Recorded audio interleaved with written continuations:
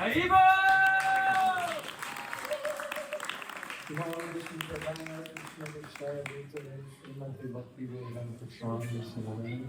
Namaste Saraswati Devi, Gauravani Pacharine, Nirviseshtu Shungavari Pachati.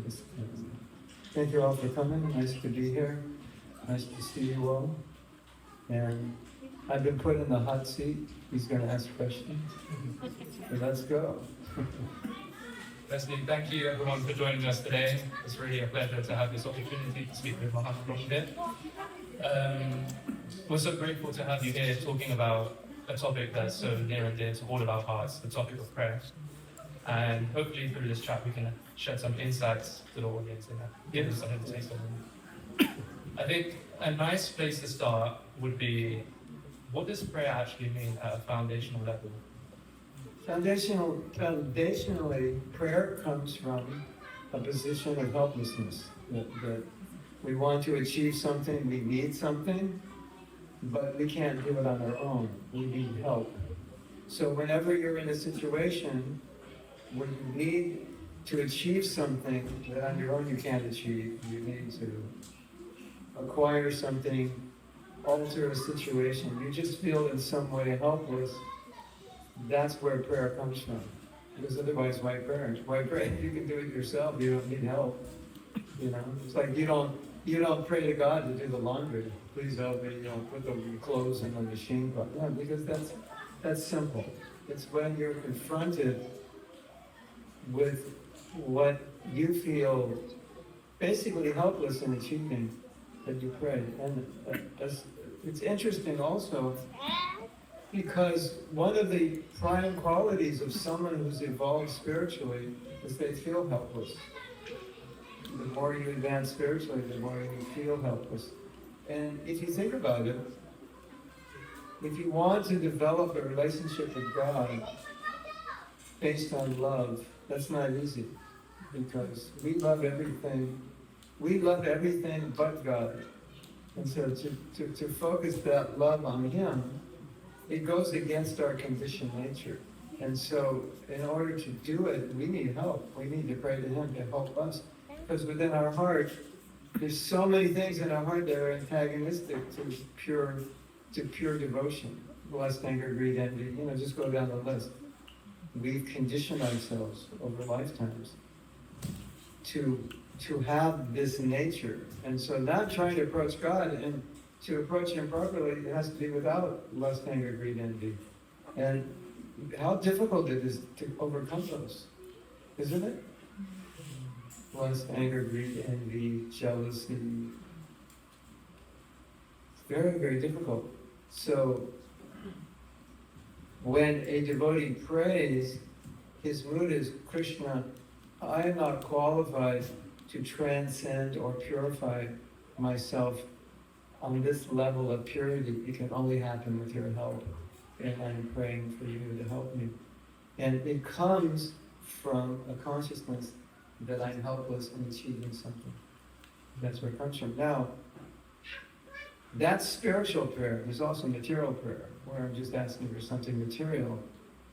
It's similar but different in many ways.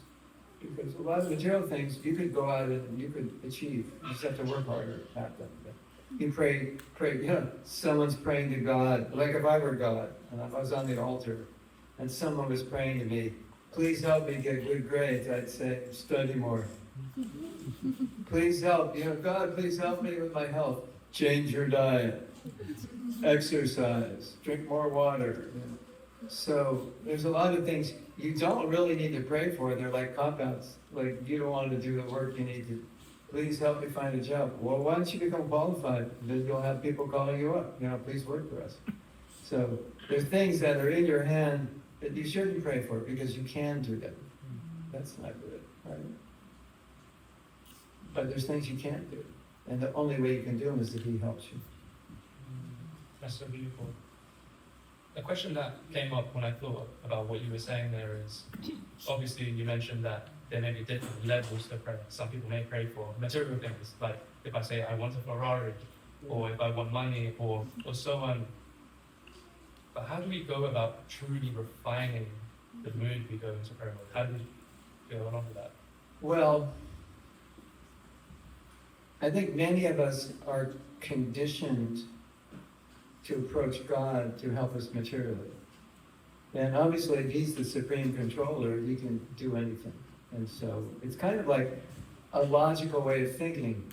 There's certain things I need that I have not been able to achieve through certain material things. So here I am now in the temple and God's on the altar. Well, He's the right person to ask. Right?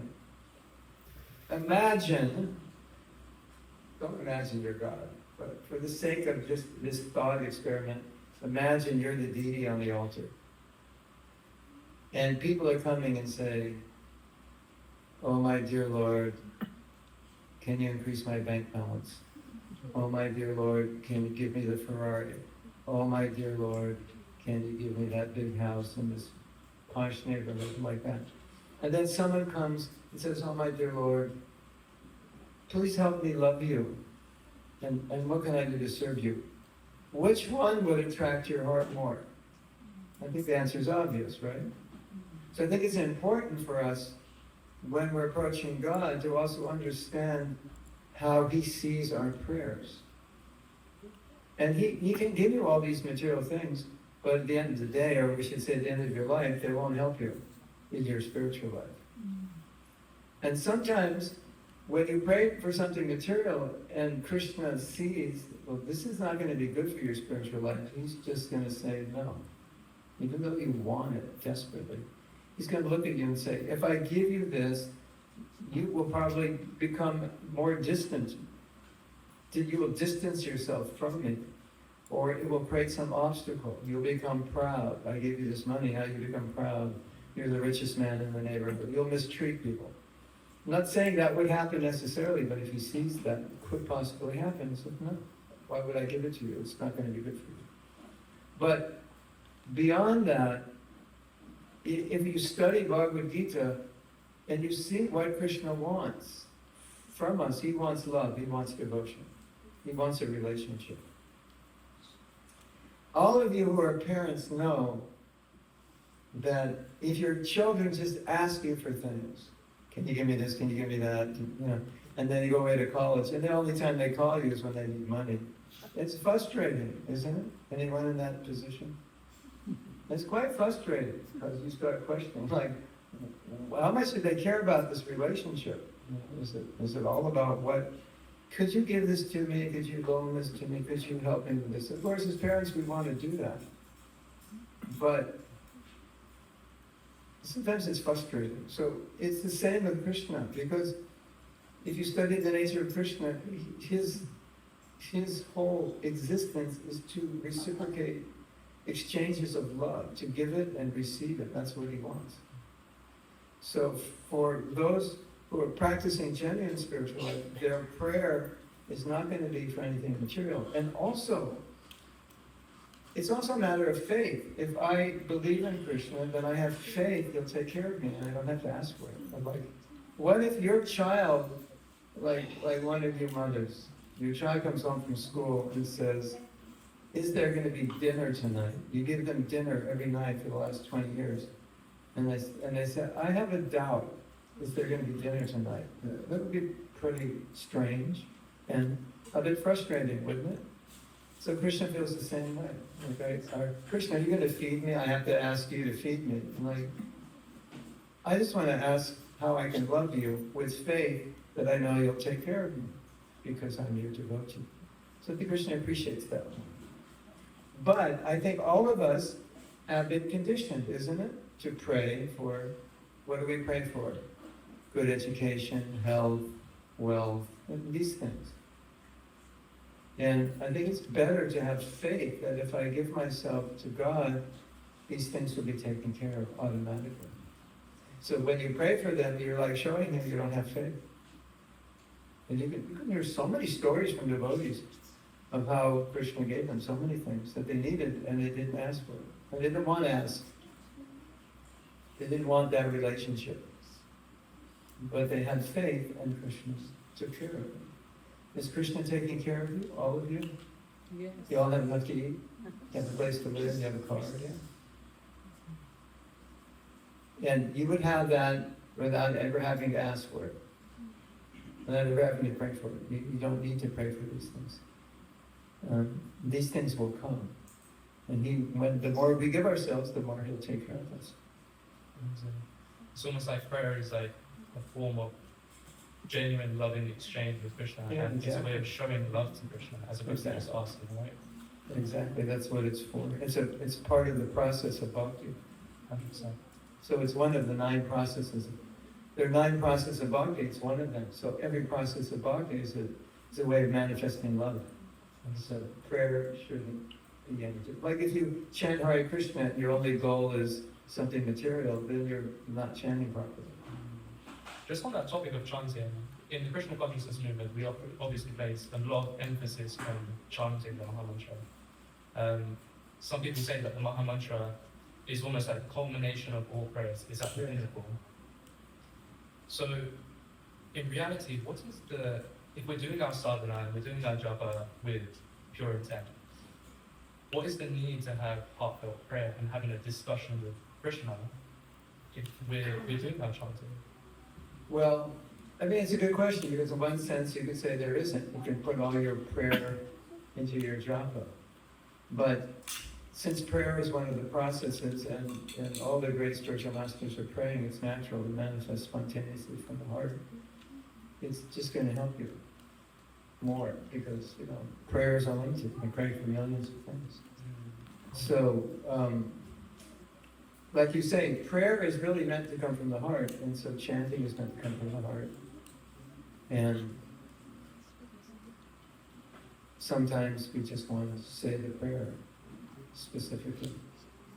And sometimes the great devotees, when they pray, they kind of tell Krishna all their problems. And they ask for help with those problems, those things which are separating them from Krishna. And like they'll tell Krishna and say, look at Krishna, look at me, I'm envious. My next door neighbor is more successful, I don't like them. It made me envious. And that's part of the prayer, just to tell Krishna, please help me, I'm envious. I don't want to be. So it might be something specific that we want to focus on that we're going to pray for. I have a particular problem, a particular challenge in my life, a particular addiction. I can't control my anger, whatever it is, and I may not want to focus on that while I'm chanting. It may be inappropriate, but I need to focus on it and ask for help. Or sometimes we pray, Krishna, reveal the solution, or give me intelligence to be able to deal with this.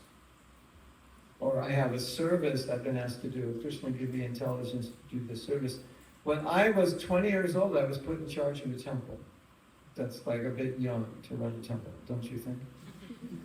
And when I took over the temple, I had been a devotee officially, living in the temple I first took over the temple temporarily, and I'd only been a devotee maybe 8.5 months.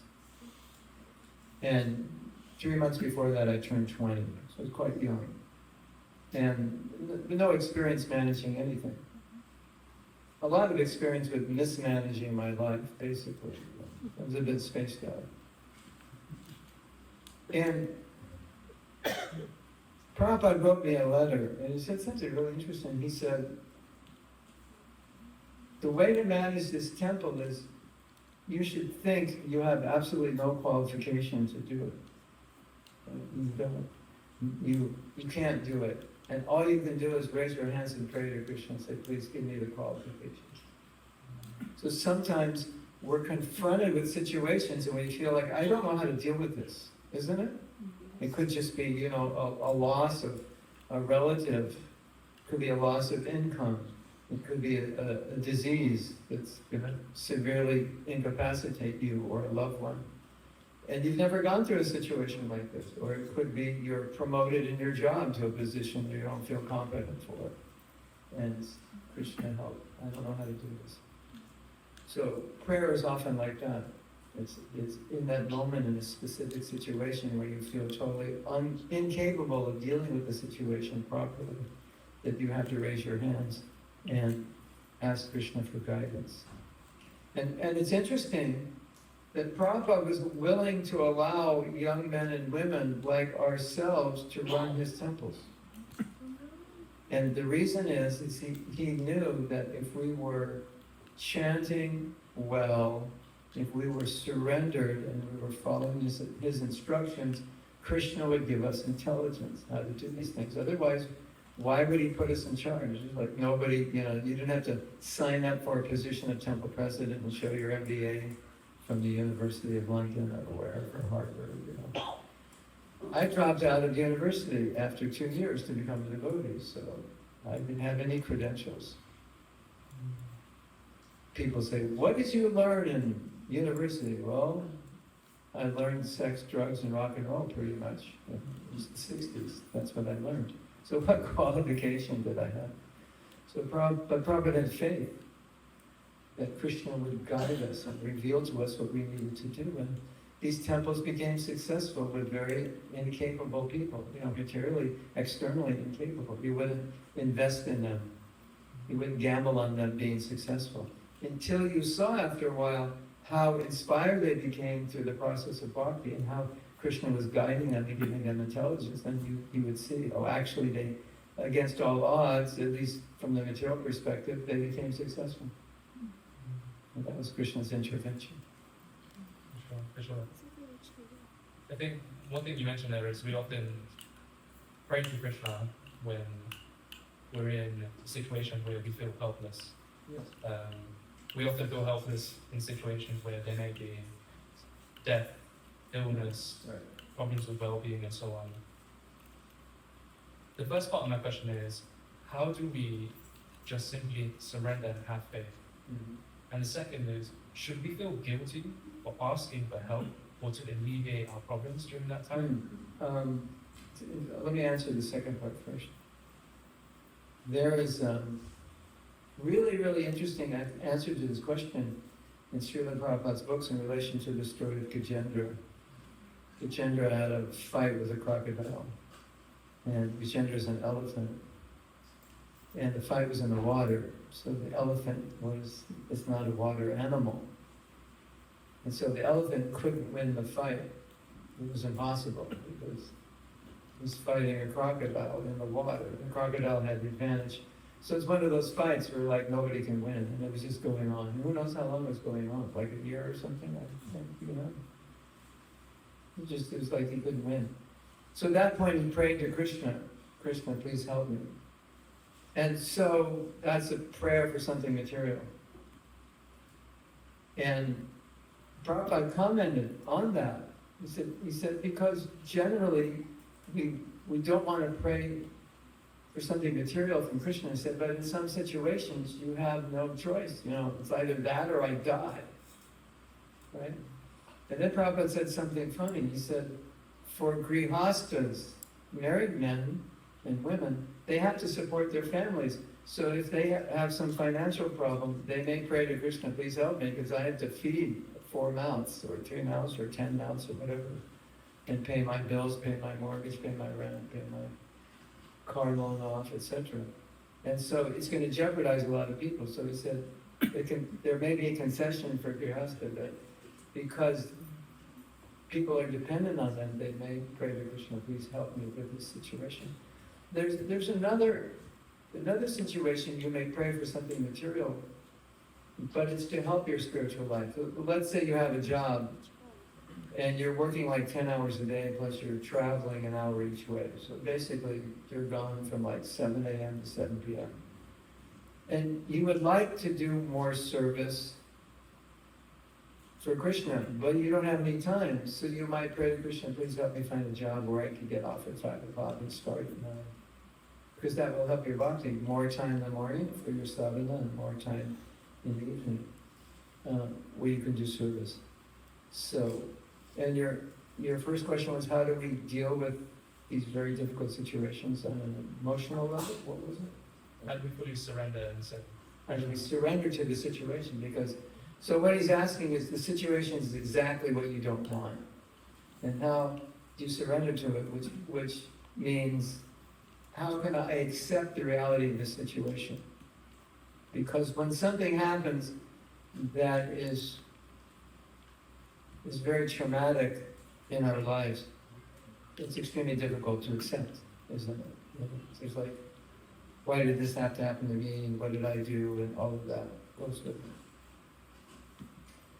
In my meditation on the topic of acceptance, one of the things I've come to understand is that this is like a foundational aspect of spiritual life.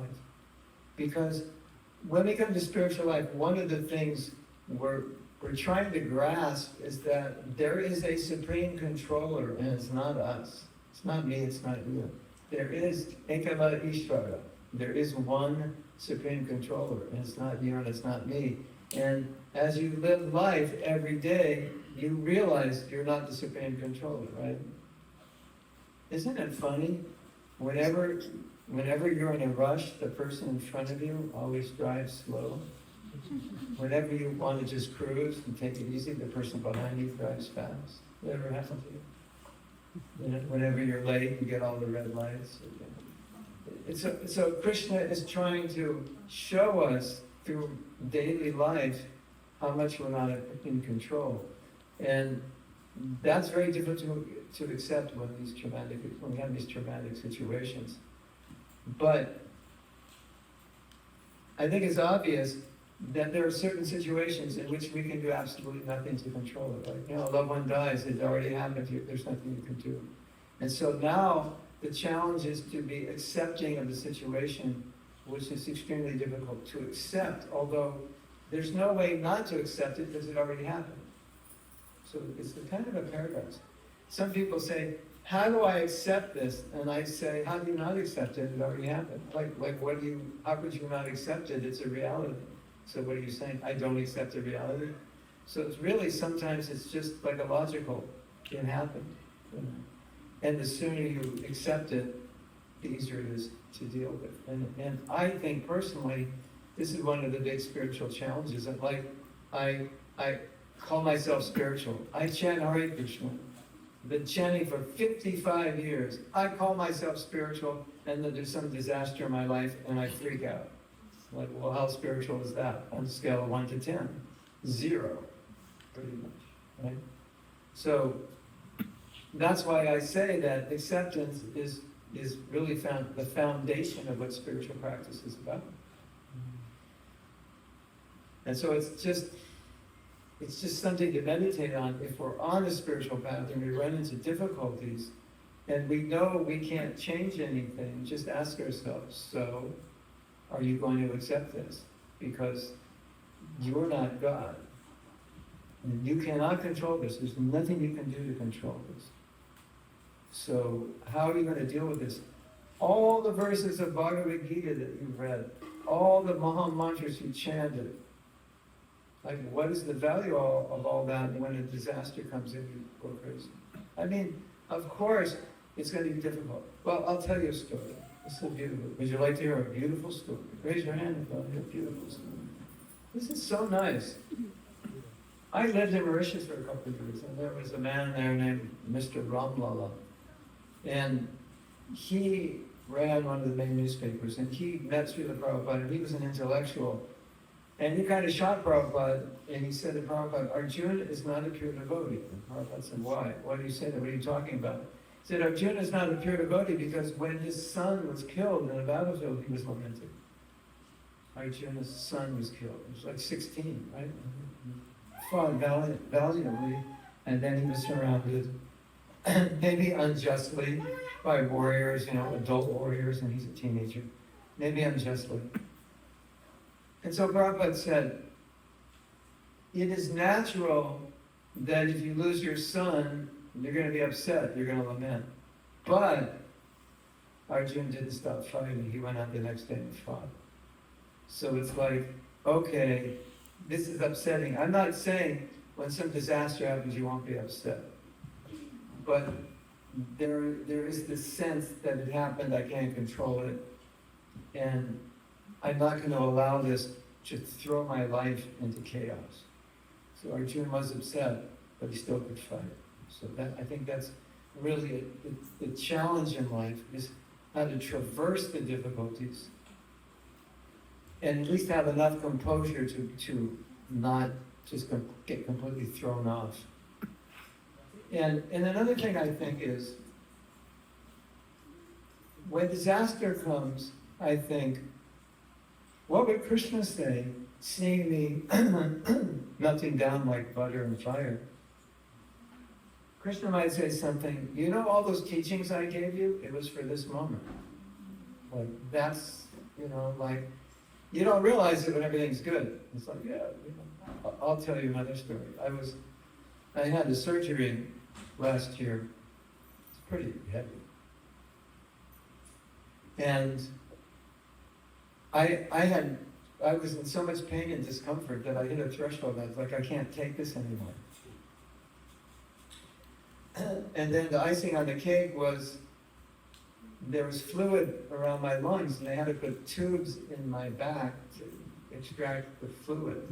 So it's not fun to have tubes in your back. Anyone have tubes in their back before? It's like really painful. And so I was telling myself, you're not the body. Just transcend the body. You're not the body. Didn't work. Pain didn't go away. I was still focused on it. So sometimes you don't realize how Krishna conscious you're not until you're in a situation which really tests you. But my feeling is the saving grace in any difficulty we face in life is at least that we are in an advantageous situation because we have Krishna's instructions. If we choose to rely on them, then that's going to get us through. Someone dies, but they're not. We remind ourselves, they're not the body, they're spirit soul. We will miss them, but they're not dead. If they've done devotional service, they're in a better place. These are the kind of things that help us through. I am not the controller. This is some karmic reaction, whatever. There's Krishna saying, be more tolerant. Don't be so affected. So all these things can help us get through the difficult times. So I always feel that for us, we're so fortunate because when life hits an ordinary person, they don't have a plan. There's no way, they don't know how to deal with it because they don't have the knowledge. Life is difficult, isn't it? Look at the world today. It's like, just get up and go out, and you don't know what's going to happen to you. You just don't know. You go to the doctor, you don't know what he's going to say. I went to the doctor to get a checkup. They're like, you're going to the hospital today. Like, really? What happened? Your arteries, your heart are clogged. You could die at any moment. It's like, really? You mix me up with somebody else? Sure. Yeah. So, isn't it like that? You just get in a car, get in an accident. That wasn't your plan. So, but we're so fortunate because we have Krishna's teachings and we have the Maha Mantra. So we have a place to get shelter, to be able to deal with the difficulties. And I think that's like, we really need to appreciate that. And the more we appreciate it, the more we'll use it in those difficulties. So I'm not saying when those difficulties come, you won't be affected, but you'll know how to deal with it. You'll have the wound, but you'll know how to address the wound so you can tolerate it. Amazing. As you said, sometimes it's easy to forget Krishna when we're in these difficult situations and we get thrown off and our mind goes into all different spaces, we go into panic and all of these things. But how do we set ourselves up for success now? So when we know difficulties are going to always come in our life, what do we do now to prepare ourselves best? Oh, I have a story. This story, I think, is worth coming tonight.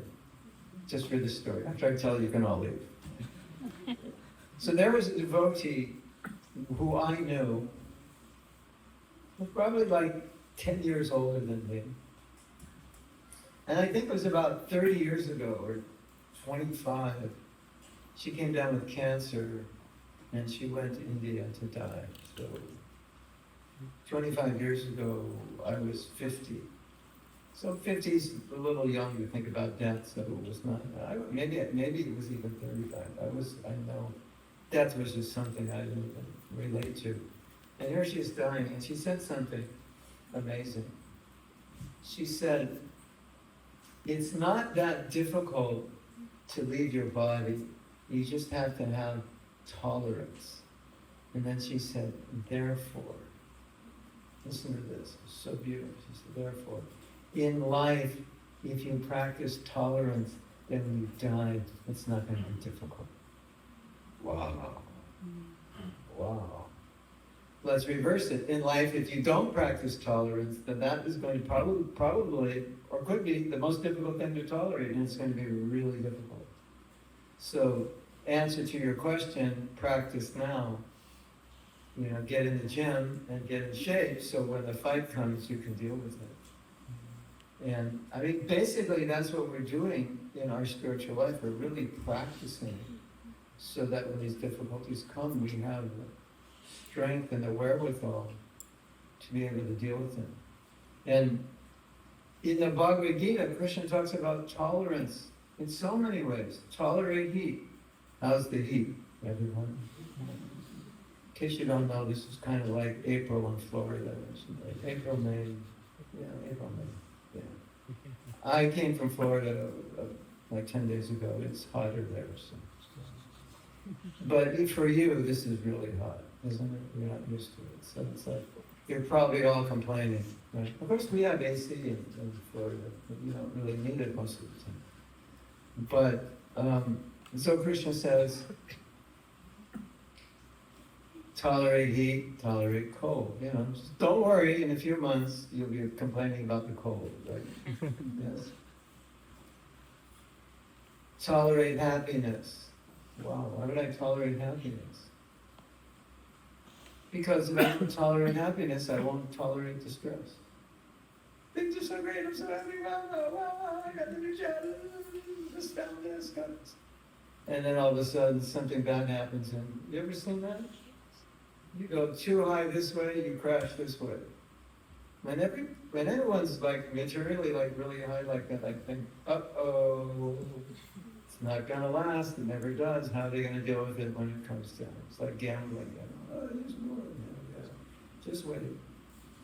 So Krishna in the Gita, in the second chapter, is describing all these dualities, heat, cold, happiness, distress, loss, gain, victory, defeat, success, and failure. What is he saying? Be steady in both, which basically means tolerate. We have a t-shirt, I don't know if we have it here.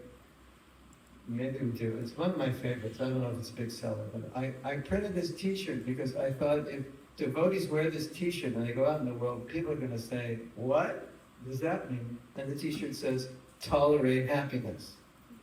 Like, who's ever written a book called Tolerate Happiness? It's like, how to find happiness, the secret to happiness. You know, where to find happiness, and we're saying tolerate it. You have it. There it is. That's for a big person.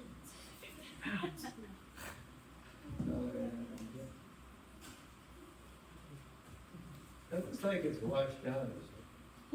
Well, it's waiting for the next person to wear it. Yeah, we'll give you a discount on that one. I think if you... that shirt was designed as a conversation piece because it's so interesting.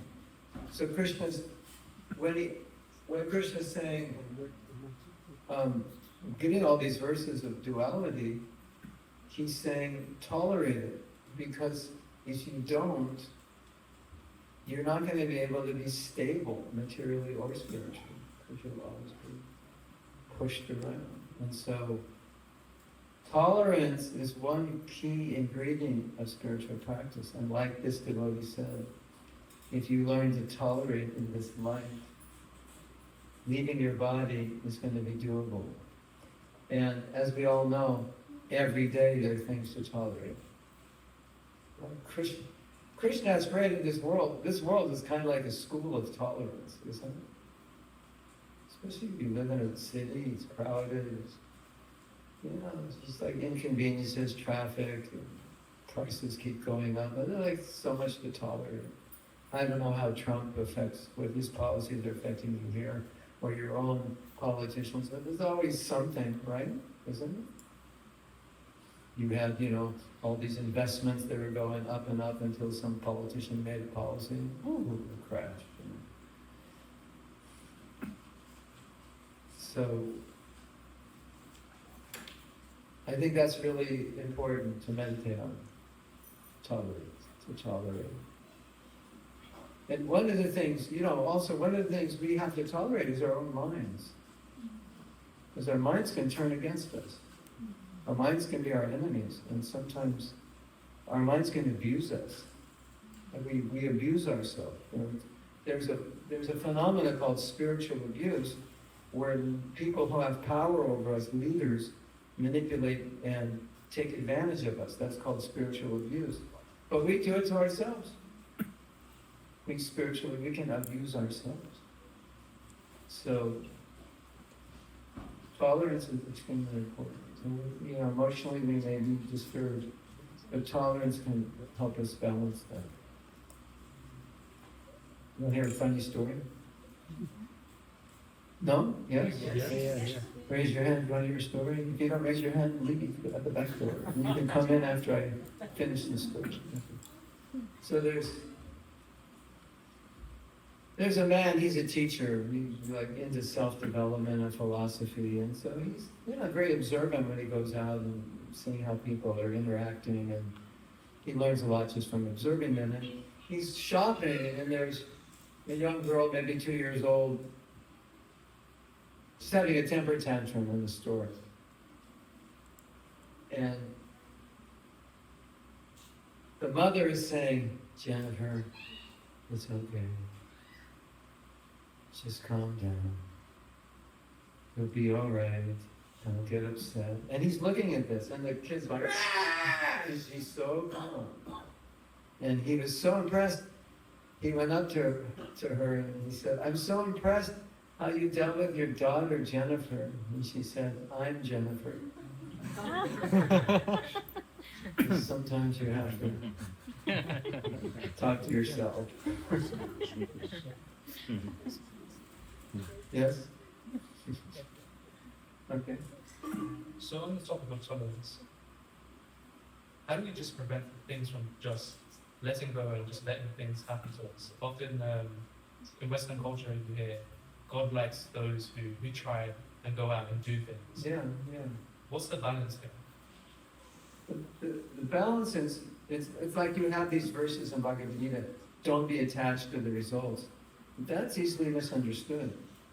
If I'm doing something, I am attached to doing it well. I'm not attached to if I get fame from it, or whatever I get from it, that I'm not supposed to be attached to. But to say I'm not attached to how well it goes, that's not true.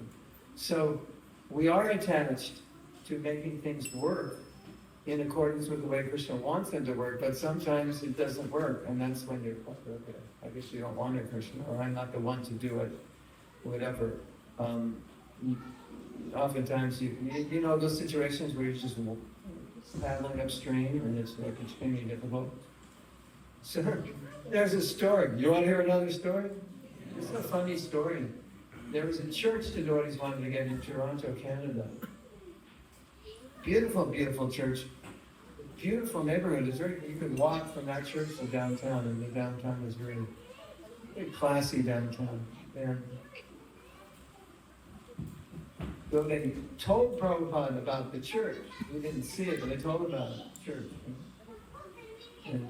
And they said, we've already figured out, the temple will be here, the ashram will be here, the kitchen here, prasadam room here, it's beautiful, this and that. And so Prabhupada said, how much is it? So this is 1975, so it was $500,000 in 1975. I don't know what that's worth today, like, what? 8 million maybe? Who knows? We're the financial people. Anybody know?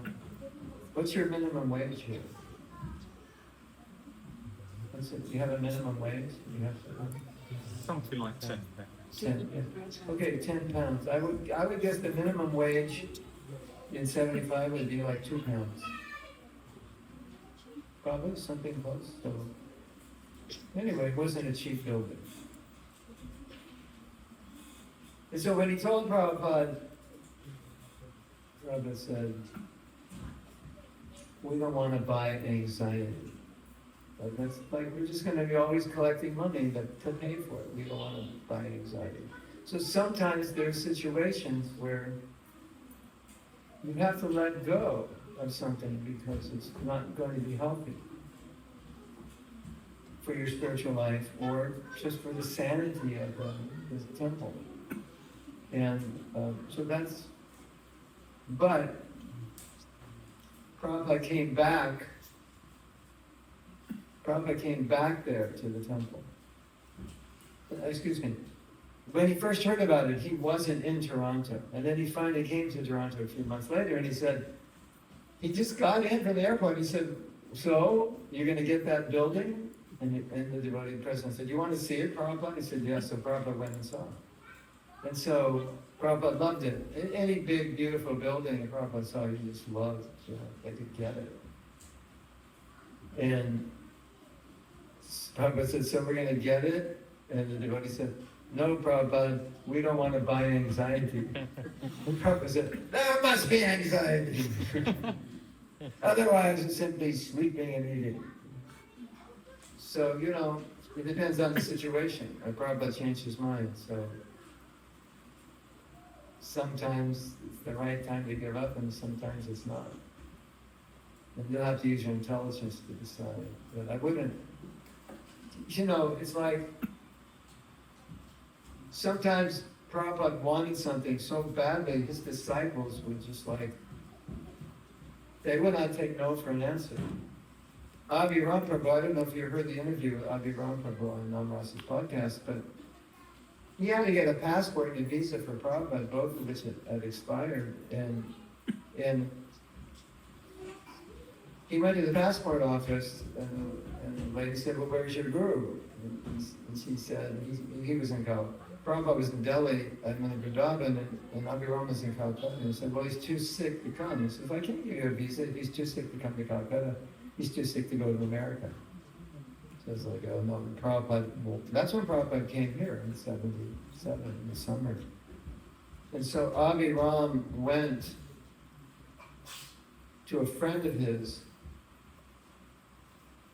to get the visa and the passport.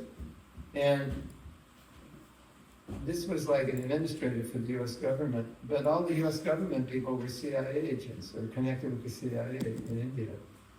And basically he told this man, I have to get this passport no matter what. And if you don't give it to me, I will spill the beans. And so he knows. So he just went out on the edge. And this man became so upset with him, and they were friends, that he finally gave the passport and they got the visa. But so sometimes when the spiritual master desperately needs something for the disciple, there's no question of not doing it. You just do it no matter what. So you can't give up, you can't let it go. So that's there also. And he got it, and that person said, never, I'll never see your ugly face again. It was really bad. You can watch the podcast, it's quite an interesting story. So when we're in those positions where we have to make a decision between just letting things happen or acting, what's the process for getting to that decision? How do we know what's the right thing to do? Well, it depends on the individual, because maybe you could do something that I couldn't do, and if you go through it, you'll be okay, and if I go through it, I'll have a nervous breakdown. So there are those kinds of decisions of how this will affect me personally. And especially if I'm responsible for other people, if I fail, how would it affect them? These kinds of things. And I think some of us have a nature where we'll never give up no matter what. The whole world's falling down, we still don't give up. And that's good, but not good sometimes. And sometimes we just have to consult with people, with our friends and seniors to know. My basic parameter is if your effort is causing your spiritual life to slacken, then that's not good. So I think that's important. Because sometimes you can make an effort to achieve something, but it's actually undermining your spiritual life at the same time. Prabhupada often would, there's another, want to hear another story? Yeah. This is interesting, it's interesting. There was a program in the United States in the early 70s where they were traveling doing festivals. They called it the Road Show. And they were doing dramas, they were doing rock music, they were getting big audiences, they were giving lectures, traveling around the country, doing Harinams. And the devotees doing the drama, a lot of men and women were doing the drama, and it was kind of becoming unhealthy. They had one changing room for the men and the women together, and they're living together. And not living together, but they're just together all the time. And some devotees observed that it wasn't healthy, and they told Prabhupada, and Prabhupada said, okay, forget the whole show. Because he saw it was jeopardizing their spiritual life. So, that's an example. There was another party, all brahmacharis, they had like 6 buses. They were traveling around America in the 70s, mid-70s, distributing books. Each bus had vans that would travel with it. And full of brahmacharis, they'd sleep on the bus, they would go to colleges, and the devotees would drive out in the vans and go in towns around there and distribute books. And the buses had deities, so it was a moving temple. But they would go from temple to temple and steal all the brahmacharis out of the temple. So the bus would come in, it's like, the bus would leave, it's like, where's Krishna Das? Where's Govinda Das? Where's Bhadra Rupra? Where's Bhadra Singh? It's like, they're on the bus, they're gone. So, I think it must have been 1976, the temple presidents went to Mayapur to complain to Prabhupada that this party is stealing all our men. But this party was distributing more books than anyone in the world. And Prabhupada, if you distributed Prabhupada's books, he said, you get so much mercy, and he was so happy. And Bhakti said, I'm going to give you 1,000 times more mercy than I can give. And he wanted it so much, and he stressed it over and over again, and they were distributing so many books. So Prabhupada brought the leader of the party, and he said, what's going on here? Everyone's complaining about here. And they're having this, I don't know, Prabhupada, maybe there's something wrong with me. Maybe I should just go to China as an expression. Maybe I should go to Alaska, or wherever you would go in London. Maybe I should go to the North Pole. It's like an expression. The next day, Prabhupada called him in and said, Krishna has spoken through you. I want you to go to China. And he said, but Prabhupada, this whole book distribution party depends on me. If I go, finish. It's gone. And Prabhupada said, I take it away from you. It's just so interesting because it was so important to Prabhupada, but because it was hurting devotees, he stopped it.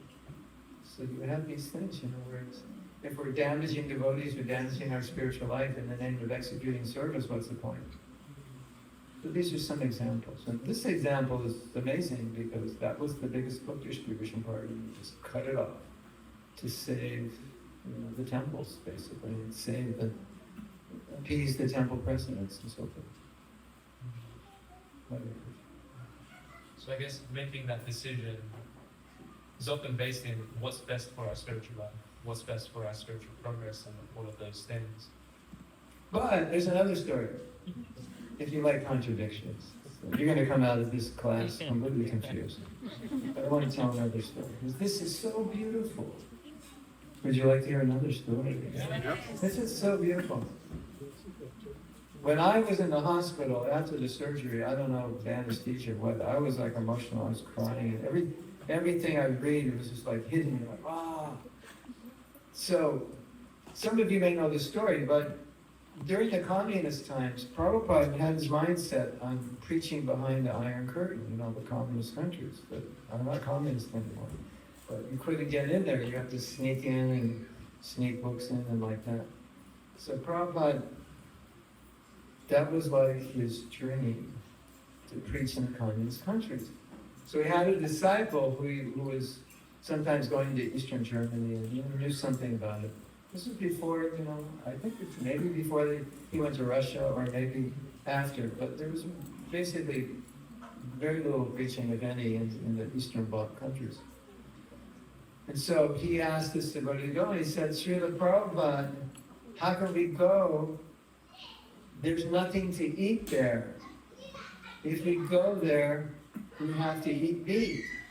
Not cow, but other meat. And Prabhupada said, then eat meat. And then he said, but Prabhupada, what about my consciousness? And Prabhupada said, damn your consciousness. In other words, Prabhupada was like, this is so big, this is so pleasing to Krishna, let's just do it.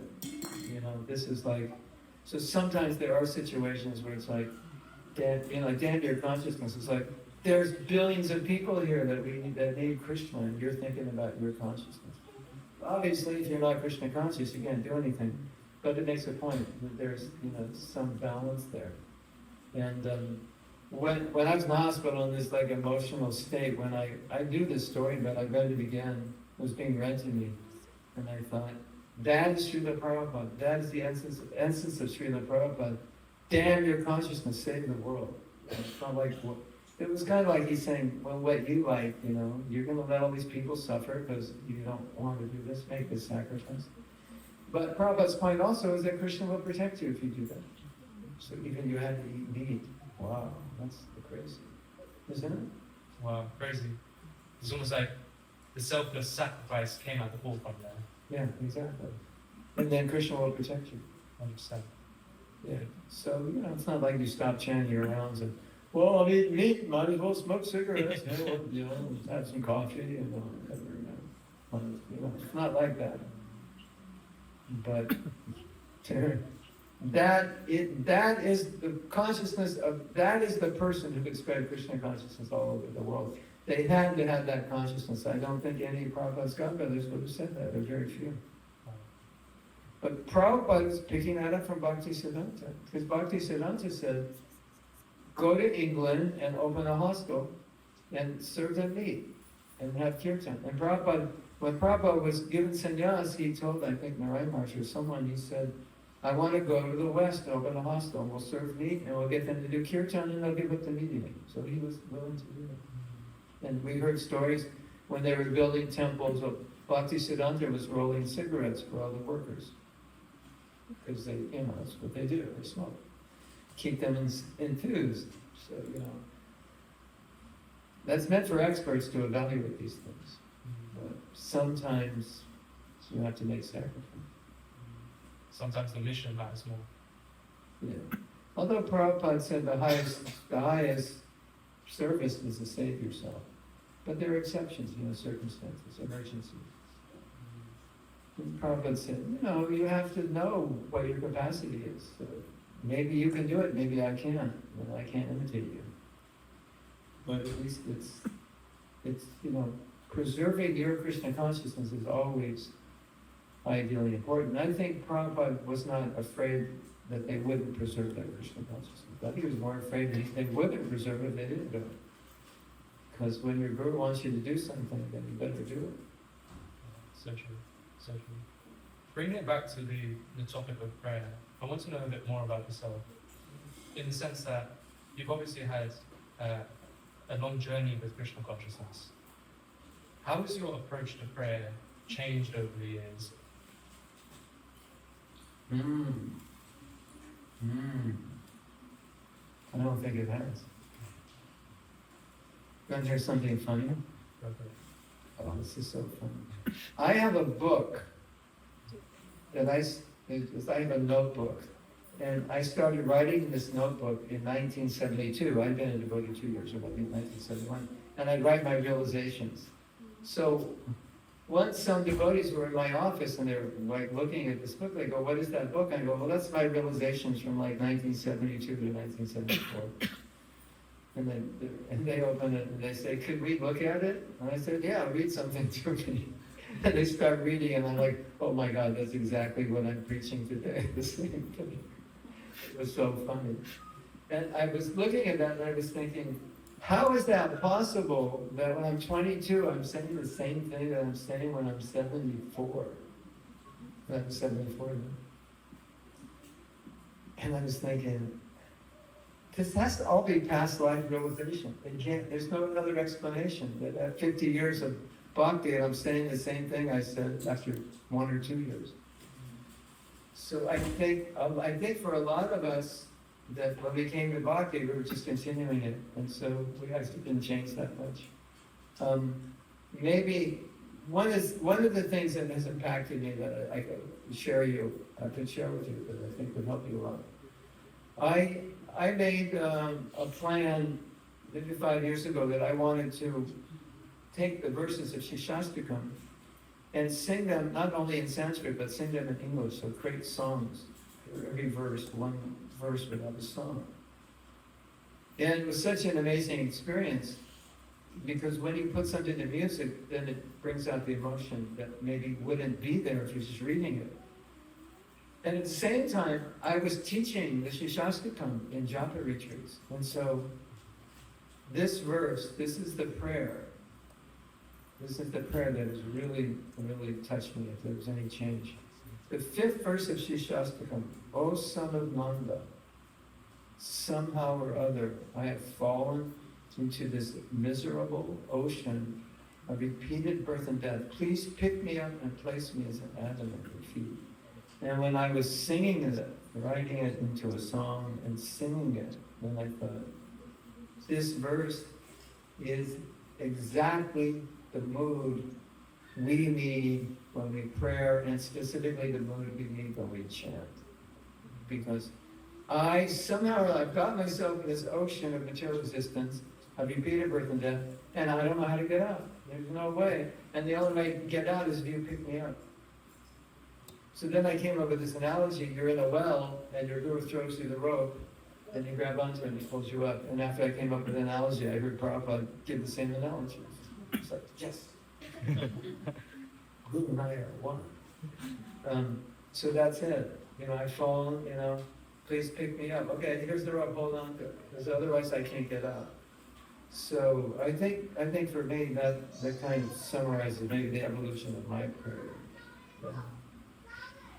It's like I'm in a situation where there's no way I can get myself out of material existence. All I can do is say, please pick me up and place me as an atom at your feet. That's all I can do. And only he can do it, I can't do it. And so the essence of prayer is that Krishna, is basically the essence of prayer is, Krishna, help. I can't do this. That's it. And that's how we're meant to feel, and that's how a humble devotee feels.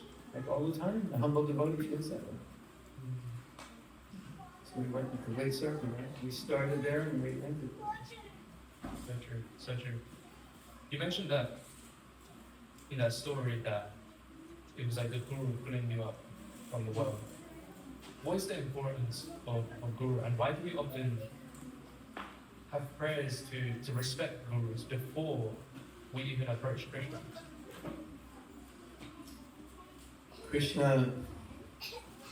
Krishna says,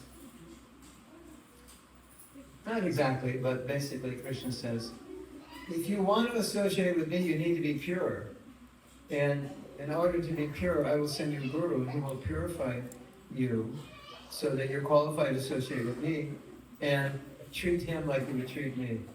And so, because you can't approach me directly yet, do everything through him. Give it to him, he'll give it to you. Serve him, not service to me. And so Krishna says, if one says he's my devotee, he's not my devotee. But one who says he's a devotee, my devotee, he's my devotee. That's how it works.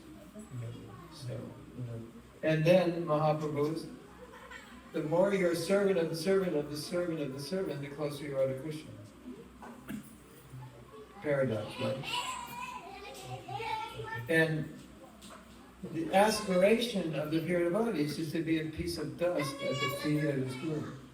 Insignificant. And the aspiration of material consciousness is to be a mountain on top of everybody, controlling everyone. Right? Some of you know this story, but I will say it because I think a lot of you don't. And it's such a funny story and so instructive. Would you like to hear another story? Yeah.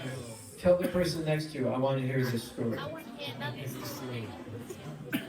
I'm just trying to wake you up. It's a funny story, but it's unexpected. So,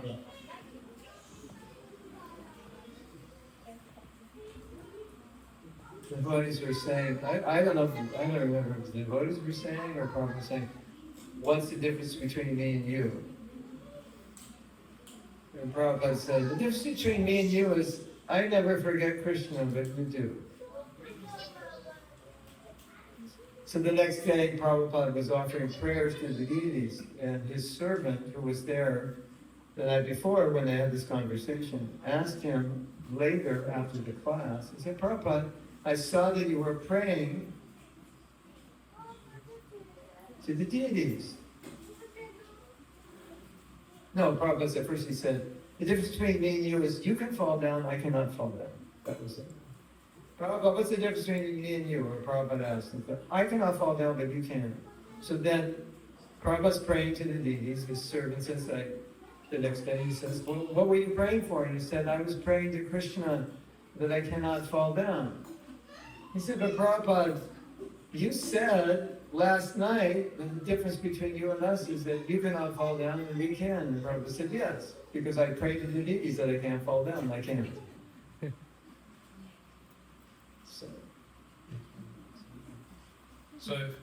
So that's the mood of prayer that Krishna, you do everything, and all he can do is ask for help. Decide. And when Krishna sees what you want, he reciprocates. Yes?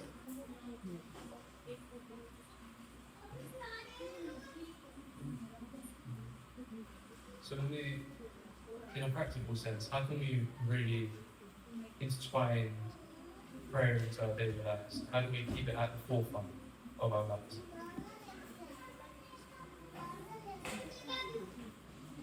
The more you aspire to go up, the more you're going to pray. The more difficult your goals are, the more you'll need to pray. The more you challenge yourself, the more you'll need to pray. If you're just like, whatever, then what's to pray for? Because whatever's okay. Prabhu! All right. I'm chanting my rounds.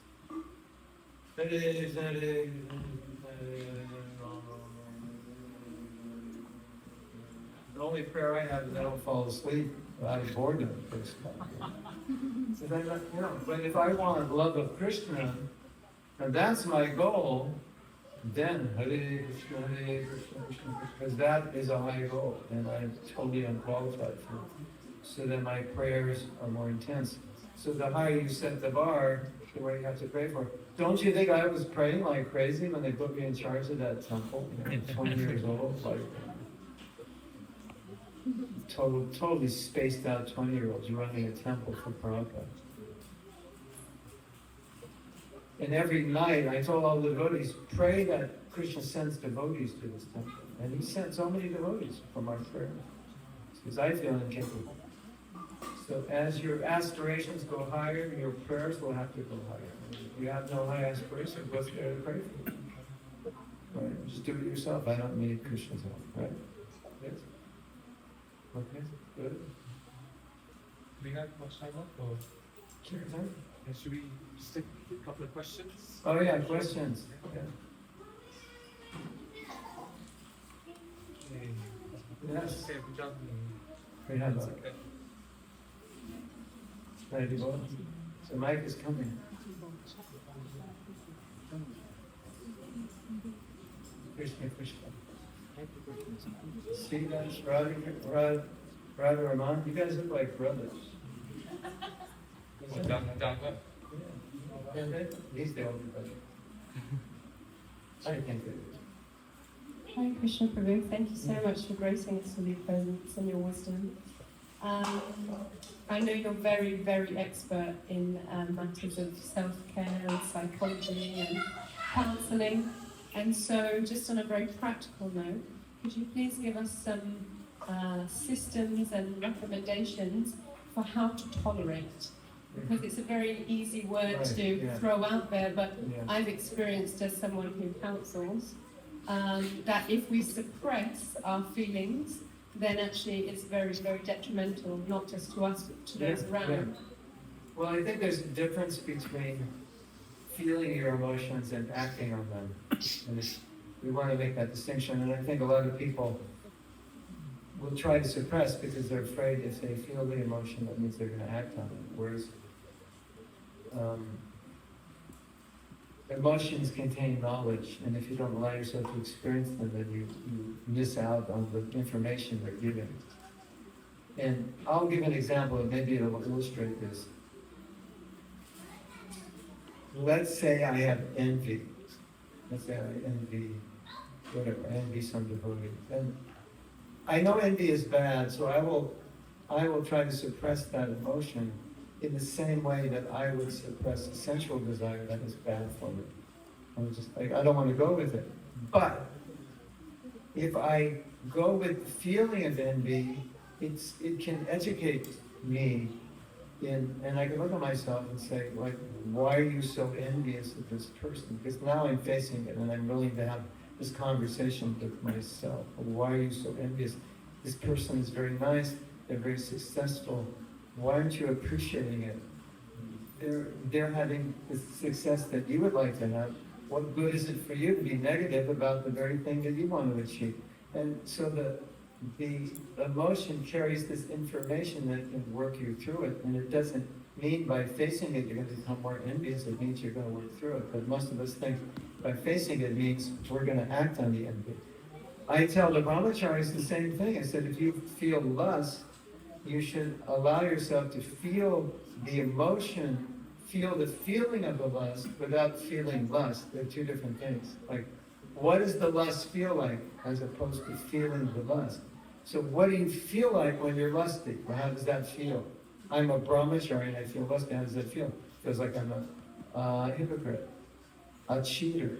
I'm dressed in saffron and I'm lusting after a woman. And you allow yourself to feel those things, and it purifies you because you feel so bad, and it doesn't make you more lusty, it makes you less lusty because you're allowing the emotion to educate you. So it's not necessarily that we need to suppress, it's usually we need to face in the right way so we can work through it. Or let's say I can't tolerate something, just, okay, go with it. Where is it going to take you?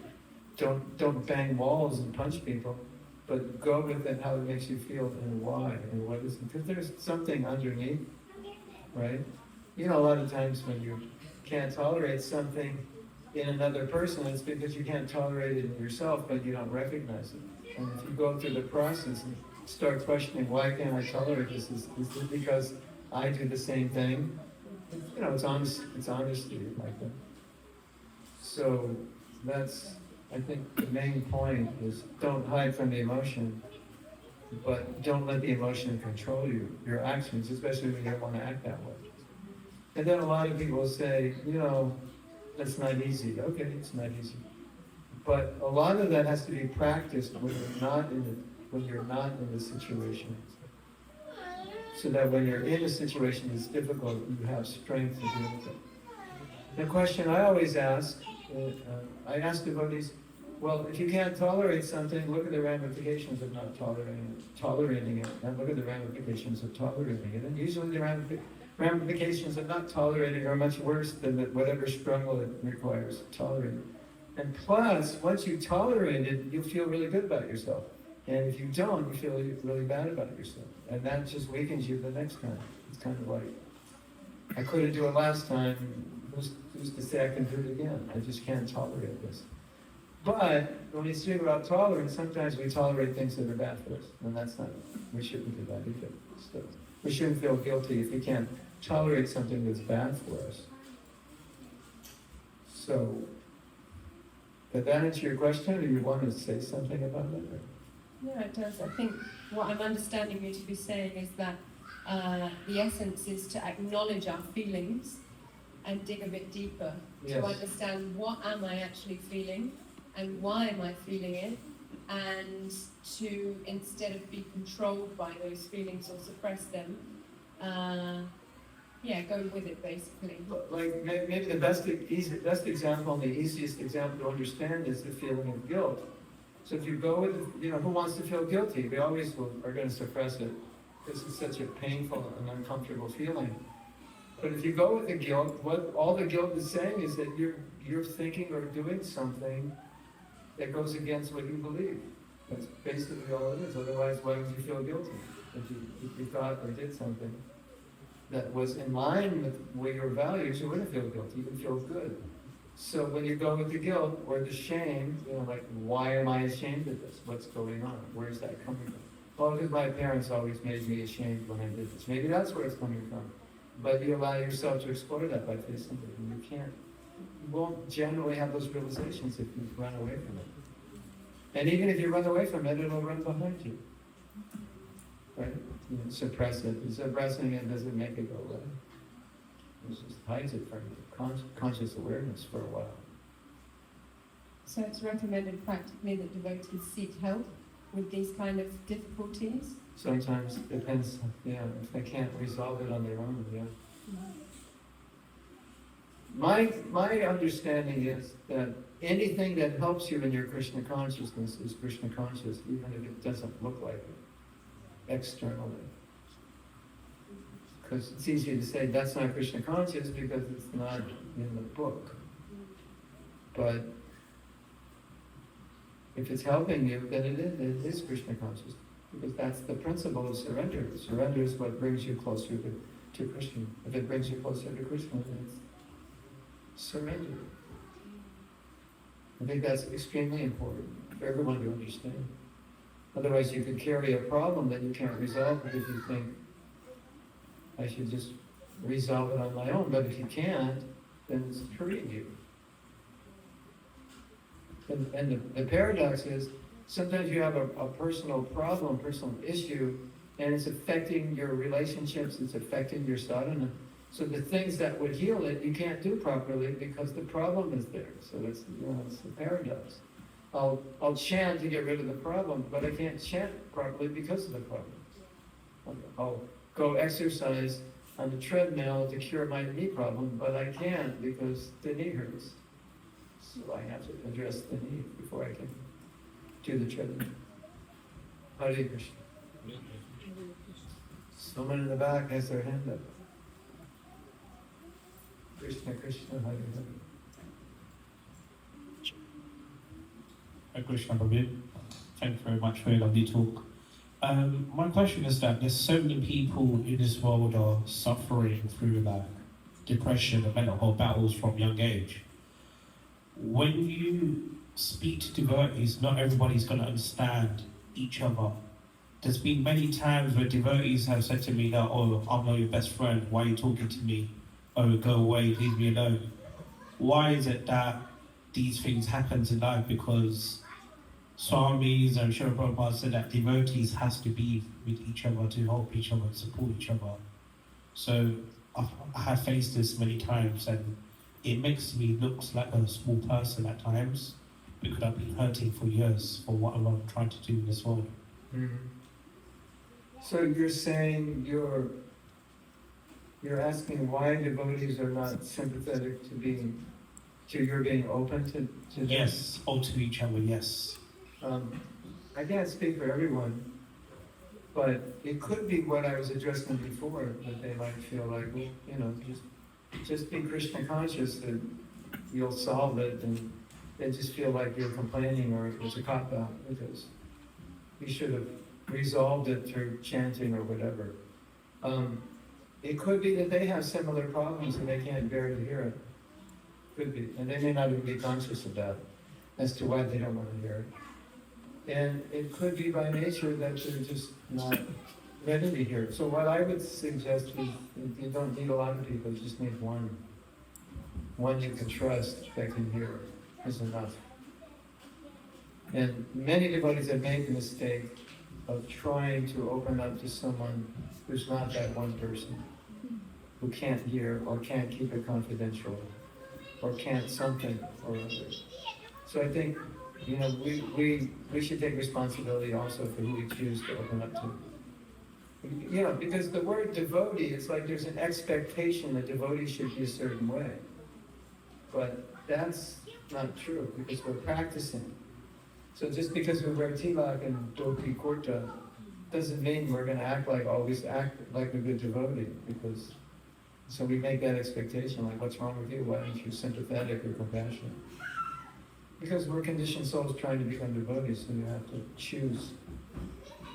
And some people come into the world more compassionate than others, even though they're not devotees, they're good listeners, and they feel your pain and so forth. And so once you recognize that, then you can choose more wisely. You know, there's a program called the 12-Step Program. They have a Krishna conscious version called the Bhakti Recovery Group. And I know many devotees who attend these programs, and they say, you know, it's so honest. They're so open and honest with one another that we really need to be that way. But they have rules, they have standards, you know, so that everyone can listen to one another without judgment, and you feel secure in opening up, and no one will not listen. So, you know, you can join that group also. They have 11 or 8, they have 18 online groups every week, I think. Bhakti Recovery Group. Something to consider. Yes? Can I ask one final question? Yes? My question is that often we see devotees, rather than going straight to the main altar in the temple, they go to the back of the temple and they offer their obeisances to Prabhupada first. So can you explain that practice? Why do devotees do that? And as I was saying before, you go through the spiritual master to Krishna. At one time, Prabhupada said if you are offering arti, and not that we do this, is if your spiritual master walked in the temple, you could stop your offering and greet him. So everything goes through the spiritual master to Krishna. So we start first with the spiritual master and work our way up. Like, we pay obeisances to our spiritual master before we speak, before we chant, before we read. Everything is going through him, and then it's kind of like it qualifies us. But sometimes you have two places, two holy dhams, holy tirthas in India. One is Mayapur, which is Lord Chaitanya's place, and one is Vrindavan, which is Krishna's place. And Lord Chaitanya, he's very merciful. He accepts everyone in any condition. And Krishna is more strict. So it said, first go to Mayapur to get your visa to Vrindavan. So it's something like that. First go where the mercy is. Hare Krishna. Jai Prabhupada. Thank you. I have some presents for you over here. I've written some books that can help you a lot. And so before you go, take a look, and I think you'll appreciate them. They're about practically applying bhakti. In ways, I've tried to write them in ways that other books are not written. We have affirmation cards for Japa that are on this poster. Yeah, you come over here. He will talk to you. He'll convince you to take everything. Be careful if you get near him. We're gonna have the kirtan now, is that correct? We'll have a little kirtan, but if you have to leave early, please take a look, see what we have. We also have t-shirts and this. Oh yeah. And these it helps support my preaching work that I do. You guys ready? If you fight with your husband or your partner, next time say, you know what, you are full of. You can say it, kind of. But it's actually a spiritual word because You are full of shit. shit. Did you know that? So you can purify your emotions even if you're full of anger.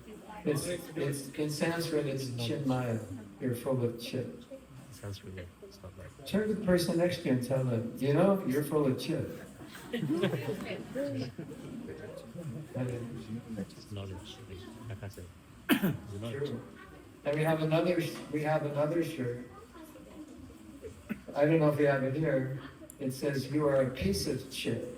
Right? In Sanskrit, that is chit kana. Kana means a particle.